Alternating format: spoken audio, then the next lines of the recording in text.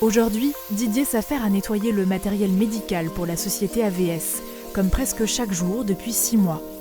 Une activité professionnelle particulière, puisqu'elle s'inscrit dans le cadre d'ateliers thérapeutiques pour des patients atteints de troubles psychiques, comme la schizophrénie. On m'a demandé si je voulais travailler ici, ça ne me dérangeait pas d'être seul.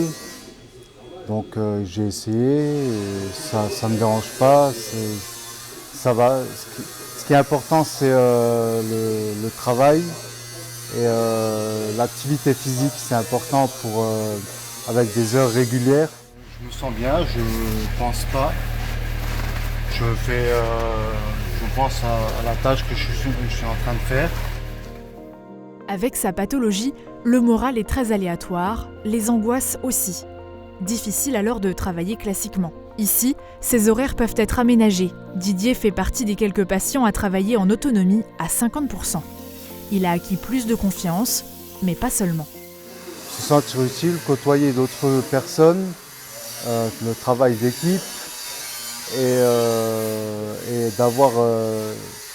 d'être régulier, quoi. Tout cela rendu possible grâce au chantier d'insertion proposé par l'association Réhab à Sarreguemines. Créée en 2007 par des professionnels du centre hospitalier spécialisé, la structure a de nombreux objectifs, notamment proposer une passerelle vers le monde du travail.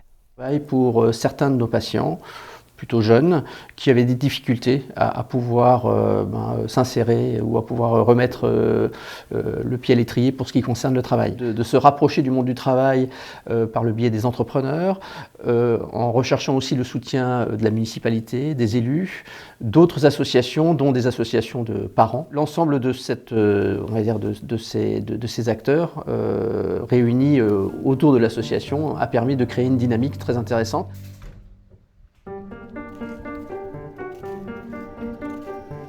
On va donc terminer de nettoyer le chantier dans un premier temps, refaire un voyage à la déchetterie. Derrière la main-d'œuvre de ce chantier de rénovation, on retrouve Jean-Philippe, cinquantenaire, sorti des grandes écoles et atteint de troubles psychiques lui aussi. Une vraie source d'angoisse invalidante. Moi j'avais beaucoup de mal par rapport à la pression du travail, etc. Et c'est vrai qu'avec le temps, le fait d'avoir une activité, ça empêche de réfléchir. Donc après, on est entraîné par l'action et on arrive à faire des choses dont on ne se pensait pas capable au départ.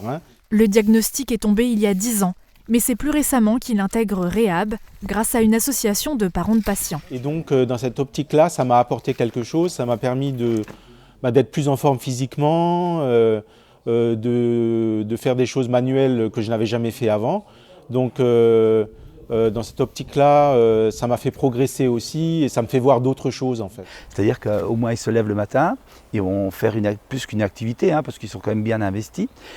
Et puis aussi avoir fait quelque chose de valorisant. Nous on les dirige, on les aide, mais c'est surtout eux qui font. Et puis quand ça se termine, ils sont contents de ce qu'ils ont fait.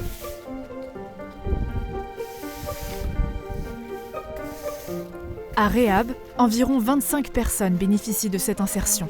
Sur ces chantiers, ils sont régulièrement encadrés par des professionnels. Le fait de retrouver une stabilité permet aussi au patient d'avancer dans sa thérapie, mais ce qui reste difficile, c'est le regard des autres. Un des derniers objectifs qu'on s'était fixé, c'était de communiquer autour du handicap psychique, autour de la maladie psychique chronique, et à travers ça, d'essayer aussi de délivrer un autre message que celui qui est souvent stigmatisant pour nos patients, de cette image de personnes potentiellement dangereuses, instables, délinquantes, voilà. D'autres maladies plus physiques peuvent aussi être invisibles tout en étant handicapantes au quotidien, comme pour Flavie que nous retrouvons juste devant chez elle. Sortir sans angoisser au sujet de sa maladie était impensable auparavant. J'ai la maladie de Crohn et du coup c'est quand même un peu handicapant parce que quand je suis pas chez moi, la grosse crainte c'est de ne pas avoir de toilette à proximité. Et quand on est chez quelqu'un d'autre ou au resto, c'est pas hyper pratique quoi. Il s'agit d'une maladie chronique inflammatoire de l'intestin. Les premiers symptômes se sont déclarés chez elle en 2019, subitement. Maintenant, à seulement 27 ans, elle a accepté la maladie.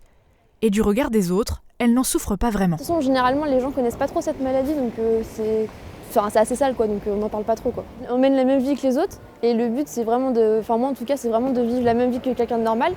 Mais à côté de ça, je vais avoir des moments où je vais être hyper fatiguée, mais je le montre pas, quoi. Du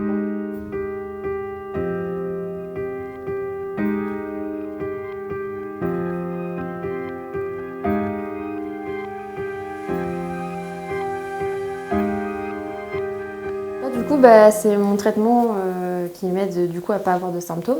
Et donc ça s'appelle Humira et c'est un stylo injectable. Et du coup, je me fais une piqûre tous les 15 jours. Donc soit dans les cuisses, soit dans le ventre. Cela fait 1 an que ce traitement est entré dans sa vie et a tout changé, car les symptômes sont éreintants. Diarrhée, maux de ventre quotidien, fatigue, fièvre. Il y a plusieurs degrés en fait de maladie de Crohn.